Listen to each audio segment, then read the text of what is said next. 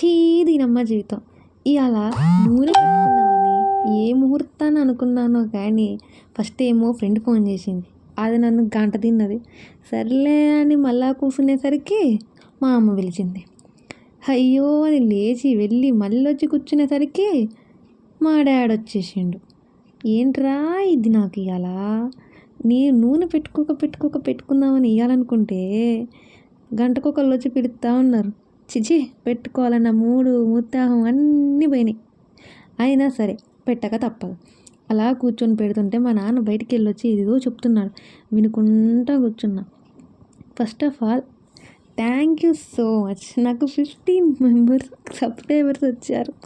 నేను స్టార్ట్ చేయాలనుకోలేదు. మా నాన్న ఏమమ్మా ఇంతమంది చేస్తున్నారు, నువ్వు కూడా చేయొచ్చు కదా అని అన్నాడు. ఆ మాట ఇప్పుడు ఒకసారి నేను అడిగినప్పుడు అబ్బో వీడియోలా అలా చేస్తే బంధువులందరూ ఏమనుకుంటారు, చూసిన వాళ్ళు ఏమనుకుంటారు, అసలు పెళ్ళి అవుతుందా నీకు, అది ఇది అని చెప్పేసి అబ్బా సావ దుబ్బేసిండు అబ్బా.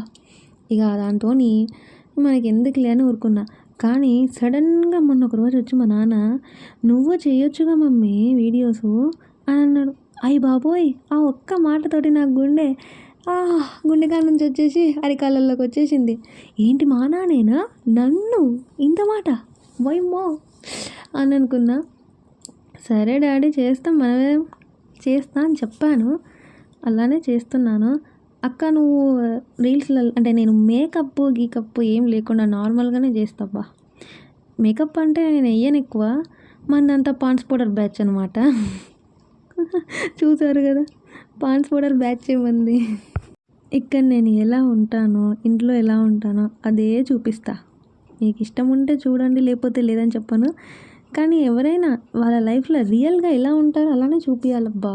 ఈ పైన పౌడర్లు మేకప్లు ఇవన్నీ ఎంతసేపు ఉంటాయి. అక్క నువ్వు ఇలా ఉన్నావేంటి అని అంటారు సడన్గా చూస్తే. ఒకవేళ అదే నా రియాలిటీని ముందే చూపించాను అనుకోండి, అక్క ఎట్లున్నా అట్లనే ఉంది అని అనుకుంటారు. సో మనకి మేకప్లు ఎక్కువ వద్దు. ట్రై చేయాలంటే మా మమ్మీ చీపిరి కట్ట తిరిగేస్తుంది. ఇంతవరకు బ్యూటీ పార్లర్ దిక్కు కూడా పోలేదు తెలుసా. నేను ఆ ఐబ్రోస్ చేయించుకోవడం, ఆ ఐబ్రోస్ ఒక్కటే తెలుసా బ్యూటీ పార్లర్లో చేసేది ఏమైనా ఉంటే, మిగతా ఏం తెలీదు. నా హెయిర్ కూడా ఇంతవరకు కట్ చేయలేదు. చిన్నప్పుడైతే ఇంత పెద్దగా ఉండేది. మనమే ఇంటర్ అయిపోయిన తర్వాత డిగ్రీకి వచ్చిన తర్వాత వేషాలు వేసి ఆ ఎండుగడ్డిని మొత్తానికి చాలా దరిద్రంగా తయారైపోయింది జుట్టు. కాలేజ్లో నీ జుట్టు ఎంత బాగుందో ఊడదా అనేటోళ్ళు. ఇప్పుడు ఉడతందప్ప